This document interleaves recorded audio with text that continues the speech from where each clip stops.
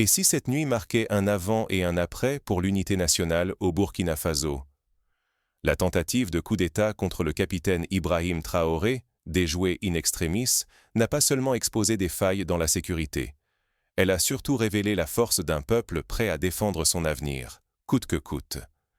Au lieu de céder à la peur, des milliers de Burkinabés sont descendus dans les rues de Ouagadougou à Bobo-Dioulasso, affichant une détermination inébranlable. Chaque carrefour est devenu un symbole de résistance et d'espoir, alors que le soutien au président Traoré s'exprimait jusque tard dans la nuit. Mais derrière cette mobilisation, l'enjeu est clair. Si la vigilance faiblit, c'est bien plus qu'un chef d'État que le pays risque de perdre. C'est la souveraineté, la stabilité et le droit d'écrire sa propre histoire qui sont en jeu. À chaque menace, le destin du Burkina Faso se joue sur le fil. Pour saisir la portée de cette nuit, revenons sur les faits et les tensions qui ont mené à cette tentative de déstabilisation. Quels étaient les signes annonciateurs de cette nuit de tension? Retour sur les événements qui ont tout déclenché. Qui se cache derrière cette tentative de coup d'État ratée? Et pourquoi le Burkina Faso suscite-t-il autant de convoitises? Pour le comprendre, il faut revenir sur l'ascension du capitaine Ibrahim Traoré. Il y a quelques mois, il a pris la tête du pays après avoir renversé le président Paul-Henri Sandaogo Damiba, promettant de redonner la souveraineté au peuple et de sortir le pays du chaos. Cependant, l'influence de l'ancien régime n'a pas disparu. Après la tentative de déstabilisation, plusieurs suspects ont été arrêtés, certains soupçonnés d'être proches de l'entourage de Damiba. Pour l'instant, les informations sont floues et non vérifiées, tandis que les rumeurs se répandent plus vite que la vérité, créant anxiété et doute dans la population. Les enjeux sont cruciaux.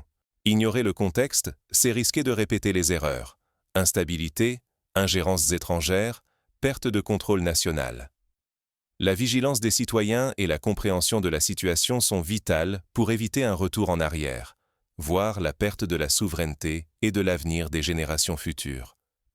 Pourtant, face à ces manœuvres, une force inattendue s'est révélée, la mobilisation populaire.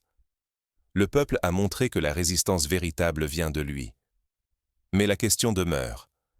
Comment a-t-il concrètement réagi? Pour le savoir, il faut plonger au cœur des heures qui ont suivi la tentative. C'est là que la mobilisation a pris une ampleur inattendue. Quand la nuit enveloppe la ville, une vigilance nouvelle s'installe, récit d'une résistance qui s'improvise. Là, sous les lampadaires fatigués de la place TFO à Moro à Bobo-Dioulasso, des centaines de femmes et d'hommes, jeunes et anciens, se sont rassemblés.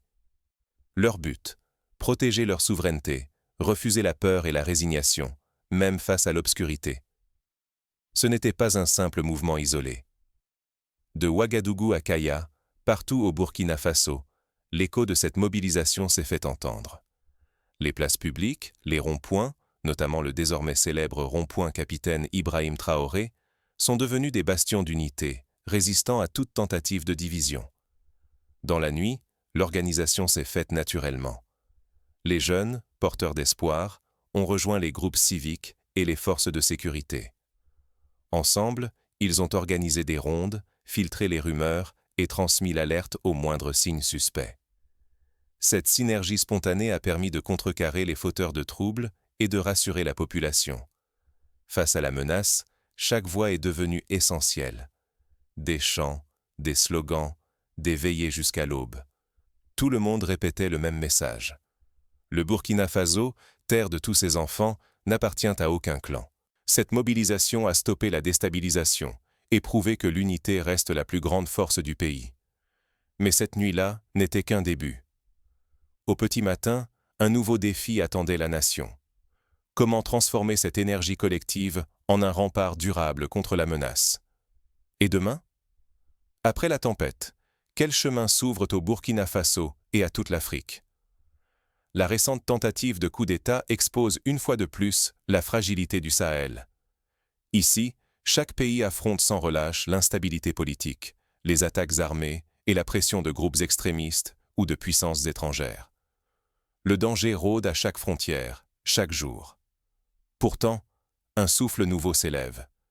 Jamais auparavant, autant de nations sahéliennes ne s'étaient serré les coudes, décidant de résister ensemble à toute forme d'ingérence.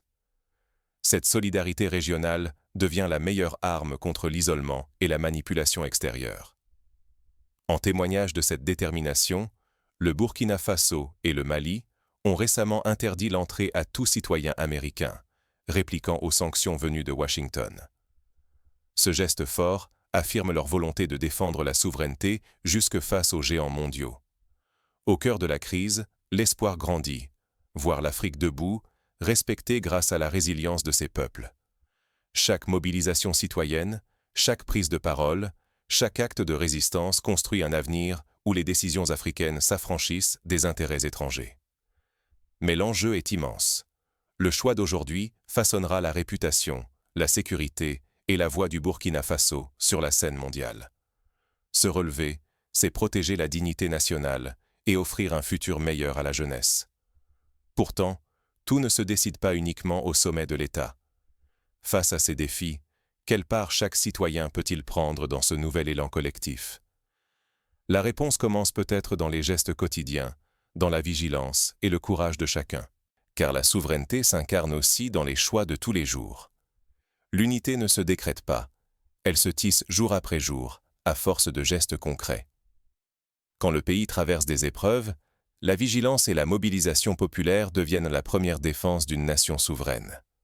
Cela implique d'être attentif aux moindres signes de manipulation, de division ou de déstabilisation, et de ne jamais négliger la force d'un peuple rassemblé. Soutenir les institutions nationales, c'est aussi défendre la réforme et encourager le progrès. Chaque citoyen, par ses actes quotidiens, contribue à renforcer la stabilité et à affirmer la souveraineté du Burkina Faso. La jeunesse n'est pas uniquement l'avenir, elle est déjà le moteur du changement. Investir dans l'éducation, l'engagement civique et l'autonomisation des jeunes, c'est donner au pays la force de résister à toute tentation de retour en arrière. Les prières, la participation civique et la responsabilité dans l'usage de l'information sont indispensables. Il faut prier pour la paix, mais aussi agir, vérifier les sources, refuser la désinformation, s'impliquer dans la vie de la cité. Une seule rumeur non vérifiée ou une indifférence peut coûter cher à notre élan collectif. Perdre cet élan aujourd'hui, ce serait laisser filer une chance historique d'émancipation et de progrès. Ce serait risquer d'éteindre l'espoir d'une souveraineté réelle, au profit des divisions du passé et des ingérences étrangères. Ensemble, transformons la menace en opportunité et écrivons une nouvelle page de l'histoire du Burkina Faso. Mais la route reste semée d'embûches. Ce sursaut d'unité ne doit pas s'essouffler, car les défis qui guettent le pays exigent une vigilance constante. La souveraineté ne se donne pas, elle se conquiert chaque jour, à force de courage et de vigilance. Chaque tentative de déstabilisation rappelle que l'engagement citoyen n'est ni optionnel ni un luxe. Il garantit la liberté d'un peuple. Se retirer, c'est livrer l'avenir aux mains de ceux qui veulent le confisquer, l'affaiblir ou le vendre sans vergogne. Au Burkina Faso, l'unité face à la récente crise n'est pas un hasard. Elle découle d'une prise de conscience. Désormais, nous voulons écrire l'histoire, non la subir. Dans chaque quartier, sur chaque place, la solidarité et l'alerte sont devenues des armes plus puissantes que toutes les intrigues. Mais cette force reste fragile. Elle réclame que chacun continue de s'informer, de dialoguer, de défendre ce qui fait de nous des Burkinabés debout. L'indifférence ouvre la porte aux ambitions destructrices et aux manipulations extérieures. La défense de nos institutions et de notre unité ne dépend pas seulement des dirigeants. Elle commence dans les cœurs, se nourrit des échanges, s'incarne dans l'action. Jamais il ne faut sous-estimer le poids d'une voix, d'une initiative, d'un refus de céder. C'est unis, jour après jour, que nous bâtirons un Burkina Faso souverain et digne. Notre responsabilité est de protéger ce qui a été gagné de haute lutte pour ceux qui viendront après nous. Le choix nous appartient, rester spectateur ou devenir acteur